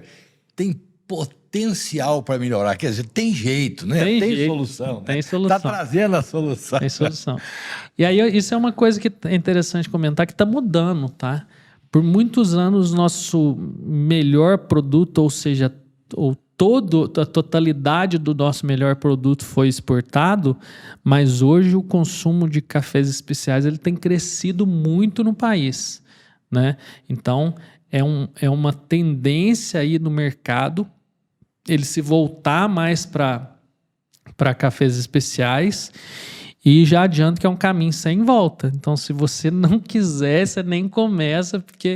O paladar não retrocede. Não volta. É o tal da carne de Angus, né? Você vai ficando antipático. antipático. Quem falou isso foi o João Teles, né? Não volta. Não volta. Teles. Então, tem uma tendência nessa produção e consumo de cafés especiais e, por incrível que pareça, a nutrição da planta vai influenciar na qualidade. Então, tudo que você estuda nessa área de fertilidade e nutrição vai influenciar diretamente na qualidade do produto final e no que você vai beber lá na xícara. E esse café de montanha pode ser esse café que vai ser desse mercado mais nichado? Na verdade, em todas as áreas, tanto o café de áreas mecanizadas quanto as áreas de café de montanha, tem os produtores que focam na produção de cafés de qualidade, cafés especiais. Só que o da montanha, eu não vejo muito outro caminho para ele se ele não diferenciar a produção. Porque ele depende mais de mão de obra, ele tem um custo de produção muitas vezes mais elevado e ele depende de diferenciar a produção, de agregar valor lá na frente. E ele tem muitas coisas que são interessantes, que diferencia ele, que é a história. Ele pode contar a história de que ele emprega, que ele cuida do ambiente, que ele tem uma produção sustentável. E por incrível que pareça, a entrada da mulher nessa jogada, ela tá mudando muito esse cenário da produção de cafés especiais. Mulher é mais detalhista que nós, né? Eu sempre digo isso. Eu tenho uma menina lá, então desde novinho eu já sou fã, defendo as mulheres com unhas e dentes, porque a mulher é um negócio assim incrível. Na onde que ela põe a mão para fazer e bem feito, nós fica no chinelo. E ela está entrando muito com essa visão do detalhe, porque a produção de cafés especiais é o detalhe, é o cuidado. Você vê, olha Deus na história, né? Mulher foi feita para cuidar. Então, até lá na função dela, lá na roça, ela tem um olhar mais de cuidado que vai trazer esse diferencial lá na qualidade do café que você bebe lá na ponta. E elas estão entrando e entrando bem forte e fazendo a diferença. Estão fazendo a diferença. Às vezes até isso foi que a pessoa quis dizer e não soube falar direito, que pode ser essa parte, vai ser um negócio mais caro por causa da mão de obra, mas pode ser pelo café de qualidade, né? No vídeo que eu citei. Mas sei lá, pode ser. Agora, uma coisa nós comentamos esses dias, né, Walter? Acho que foi você que eu comentei, que nós estávamos falando assim, o Brasil, se quiser produzir mesmo... acho que foi com você. Nós estávamos viajando, falando, quanto lugar que tem para produzir ainda, né? Nossa Aí você falou assim, pois é, você pega o Peru, produz em tudo quanto é lugar. Isso, tava falando disso. O Brasil não produz porque não tem necessidade. Exato. O Peru produz naquelas montanhas, vamos fazer aqueles degraus assim para poder produzir, porque não tem área. Aqui nós não precisamos disso. E se for precisar Se for precisar, aí Deus me livre. Aí não tem, ninguém aguenta a gente. A área nossa hoje, em percentual do país que é cultivada, é muito menor ainda de que grande parte dos outros países, né? E a gente tem um potencial 7,9%, 8% da área. É uma Muito coisa absurdo, absurdo. muito pouco. É o celeiro do mundo, pode ser o celeiro do mundo e pode dominar o mundo. De agricultura. E aí eu digo outra coisa ainda, que é voltando da importância da base. Eu tenho um estudo lá que eu fiz em parceria com a Cochupé, que a gente pegou mais de 100 mil análises de solo de área de café, representando aí quase 1 milhão de hectares. E ainda, se a gente ajustasse o básico, os níveis de produtividade, não só em café, mas em todas as culturas, eles seriam a gente pularia de patamar. Ou seja, sem aumentar a área, só melhorando tecnicamente. Só melhorando o que nós aprendemos lá na década de 70, que ainda hoje não é aplicado. Por exemplo, mais de 50% das áreas de café tem pH abaixo de 5, ou seja, um solo muito ácido. A diferença de uma unidade de pH por ser na base logarítmica, um solo com pH 5, ele tem 10 vezes mais hidrogênio do que um solo com pH 6. Um solo com pH 4 tem 100 vezes mais hidrogênio do que um solo com pH 6. Então, pequenos ajustes, e aí é muito da formação. Culturas perenes e também sistema de plantio direto. Plante uma área menor, mas dê condições para a raiz, que é a boca da sua planta, comer e beber, que é aprofundar.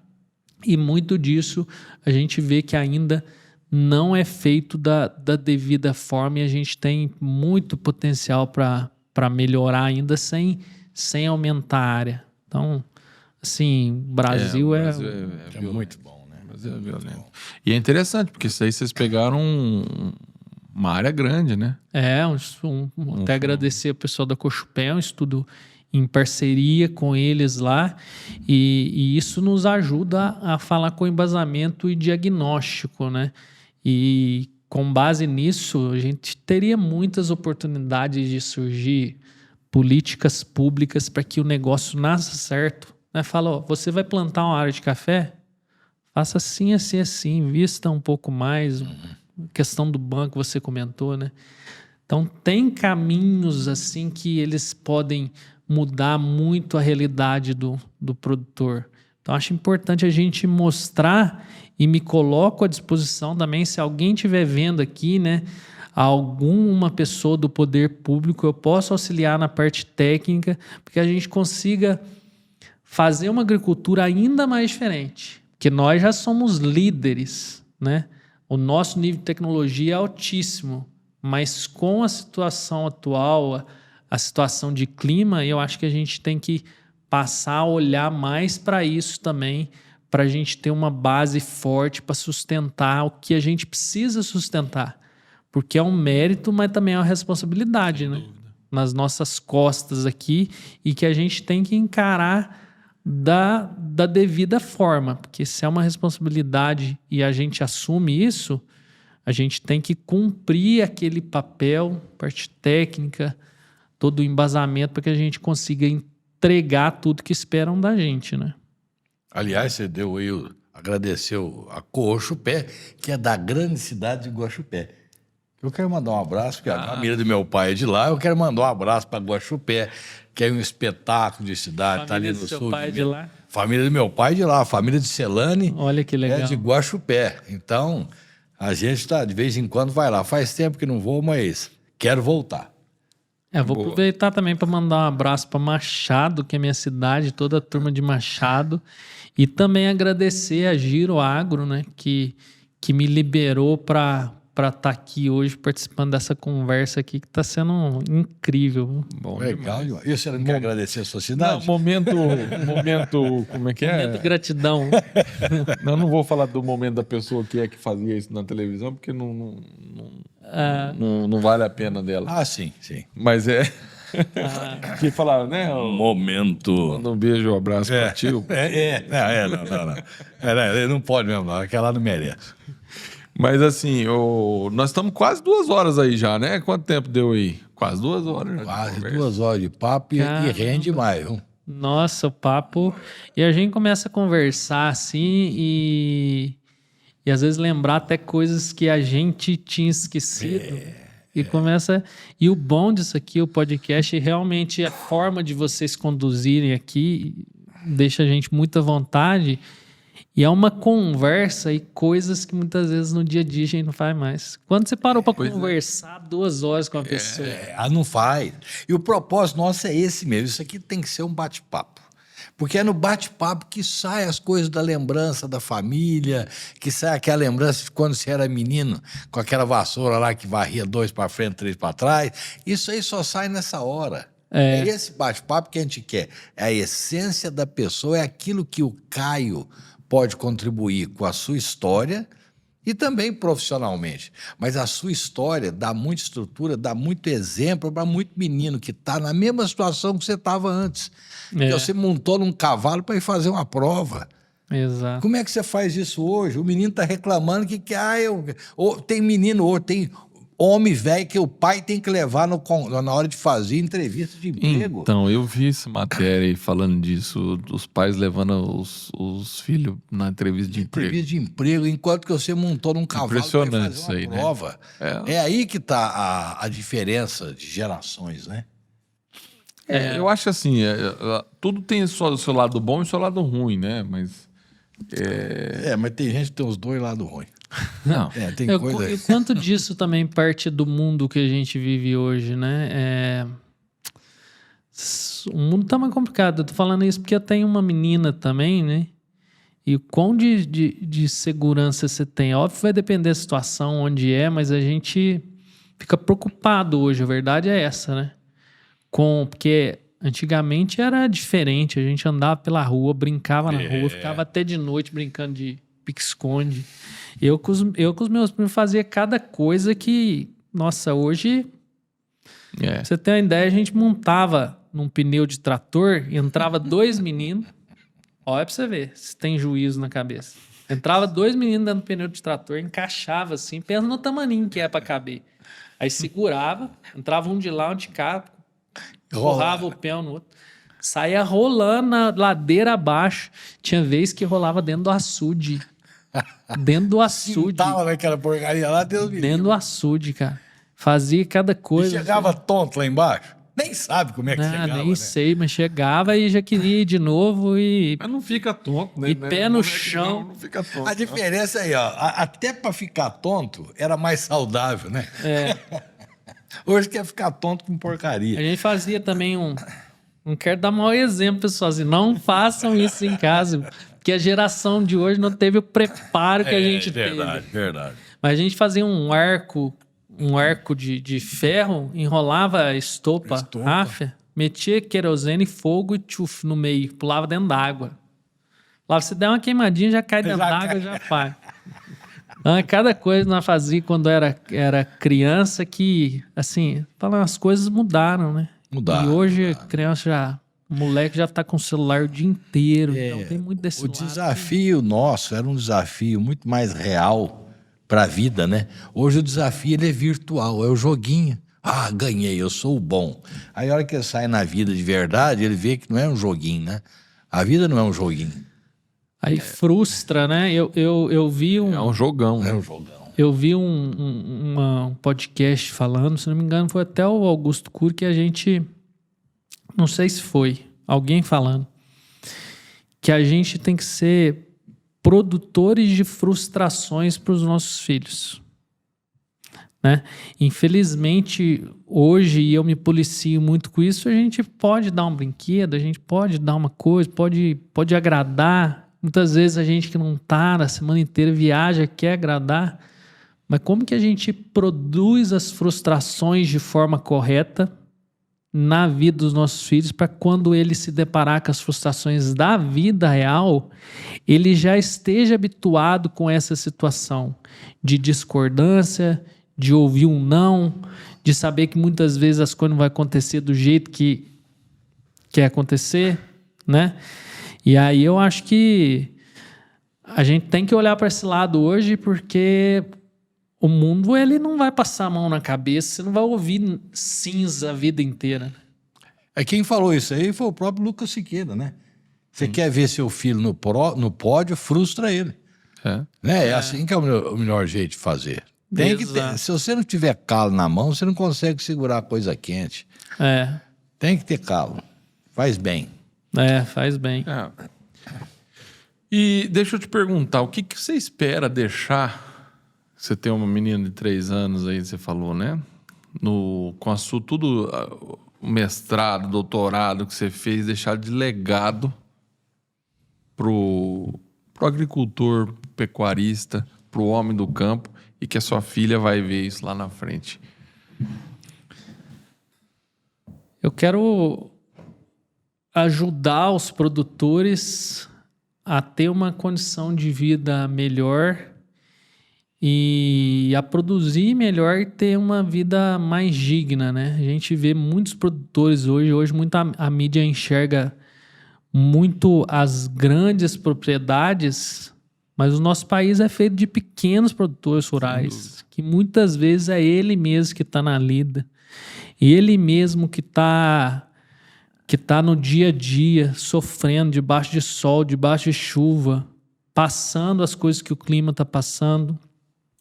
Então eu quero que eu consiga, hoje eu acho que a gente tem uma oportunidade grande, que esse cara, muitas vezes ele está com o celular na mão, ele tem acesso à informação, de melhorar a vida dele, né? Se ele conseguir produzir um pouco mais e sobrar um pouco de dinheiro para ele, para que ele dê uma vida melhor para os filhos, né?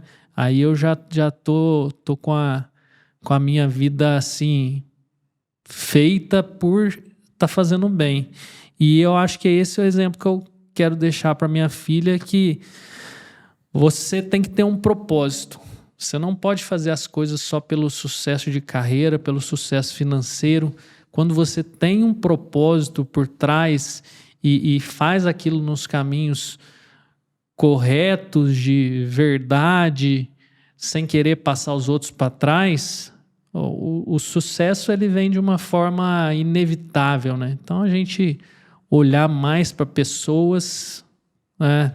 ter mais amor com o próximo e olhar um pouquinho menos para as coisas, né? Isso que eu quero que ela lá na frente assim enxergue.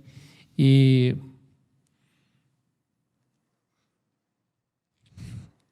assim como a minha esposa e as irmãs dela enxergaram a história vitoriosa do pai delas, né? Que foi uma história de muita superação. Eu quero que a minha filha me enxergue assim, como uma pessoa boa e que fez o bem para as outras pessoas. Então, isso que eu acho que é o mais importante, né? Muito bom. E essa história vai ficar eternizada agora, não, né? Já ficou. Já está eternizado. Ela vai ver lá na frente. Muito legal. Ô Caio, eu queria agradecer você ter vindo aqui, desprender de tempo. Você andou quase 600 quilômetros, você falou, né? Isso. Acho que para nós aqui é um privilégio também ter você aqui, falar um pouquinho da sua história, contar um pouquinho, falar um pouquinho sobre solo e tudo mais. Agradecer de coração você ter vindo aqui, viu?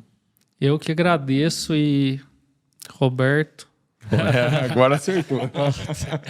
só para falar pro pessoal que antes de começar aqui eu tenho um problema sério com nomes, errei nome tanto de vez. Mas agradeço o espaço e assim, parabenizo muito vocês pelo trabalho que vocês estão fazendo, contando as histórias, para que a gente dê voz para esse agro nosso que é gigantesco, e algumas coisas que a gente pode melhorar e corrigir, a gente pode falar, mas quem é de fora que não entende, não deixa que a gente fala, né? Você que é de fora que não entende, procura entender a realidade, né? Não vai na onda de famoso, na onda de quem não entende. Então, muito feliz de ter um espaço desse aqui e tenho certeza que o trabalho de vocês vai crescer cada vez mais, porque como tem propósito por trás, isso não tem quem segura, e tá levando informações, está ajudando a vida do produtor lá no interior, não sei de onde, assiste, pega uma informação que serve não só para a parte técnica, mas para a vida das pessoas, né? Exatamente. Então, agradeço muito, fiquei muito feliz de conhecer vocês. Hoje a gente pode falar que já se conhece, né? Estão mais de 2 horas batendo um papo.